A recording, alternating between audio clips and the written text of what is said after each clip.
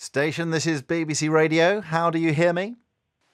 BBC Radio, we have you loud and clear. Welcome aboard the International Space Station. A great pleasure to speak to you both. Happy Christmas, first of all. Happy birthday, I gather, Commander Wilmore. And of course, at this time of year, Happy New Year. Tell us, first of all, how important are these celebrations to bond you as a team up in space? You know, it has actually bonded us pretty nicely as a team, celebrating these special holidays. Christmas, of course, my birthday yesterday. And the crew made it really special because they said nothing to me at all initially for the first hour of the day. Nothing at all. And then, of course, Mission Control, they had it all planned, and they had a big surprise. And, you know, on some of the notes we get, stuff on that, and then singing and all. It was certainly special. Samantha, tell us, is it possible to paint a picture of where you are precisely now, and what do you see out of the window? You know, I don't have awareness right now of where we are in this precise moment, but I can tell you that these are very special days for us. Sometime this morning, we have seen our last sunset for several days.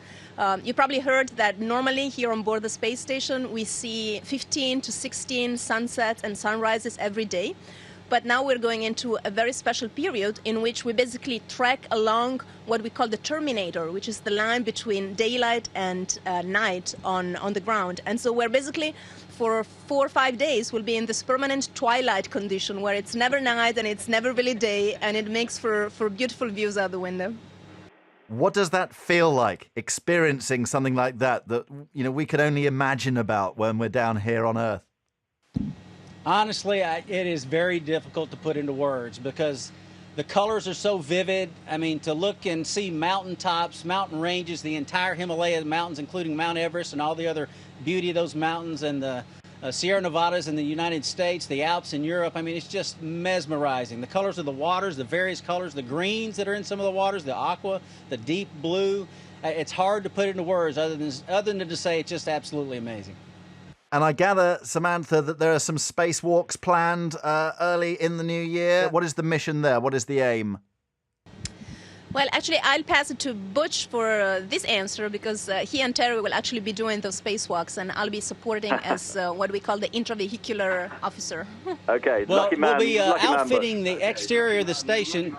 Yeah, we're outfitting the exterior of the station. We have some cargo vehicles and crewed vehicles that are in design right now that eventually will dock to the space station. And those docking mechanisms are different than what we actually have on station now. We have the old shuttle mechanism. We have to put some new docking adapters on there. And before we even put those docking adapters on there, we have to run power to those. And we'll be laying a great deal of cable to power those docking adapters, which will eventually arrive. But before I finish, Terry and I are scheduled to do those spacewalks, but I can tell you, being the IVA, the person that suits us up and sends us out and brings us back in, is by far the hardest job. I kid you not. It is the hardest job, and that's what Samantha will be doing for us.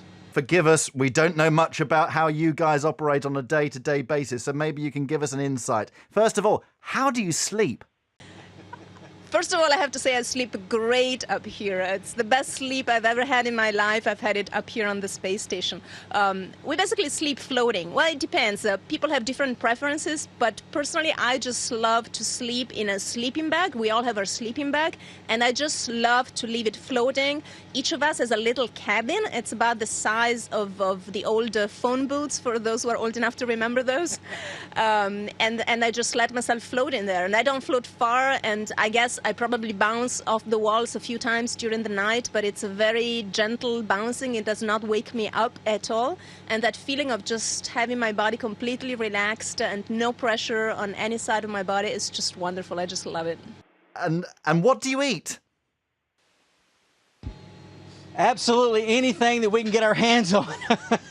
For some reason, I'm not sure what it is, but my appetite is 3 times what it is on Earth. And they actually cut back our rations a little bit because we have so many days we bring out some more food because Samantha's with us. But I tell you what, the young lady can eat as well, so she can pack it away just like the rest of us. We do stay hungry. Thank you so much for joining us from space. I know a British astronaut, Tim Peake, is going to be joining you next year as well, which will be an amazing moment for everyone here in the UK. We appreciate your time. Happy New Year. Thank you. Happy New Year to y'all as well and all your listeners.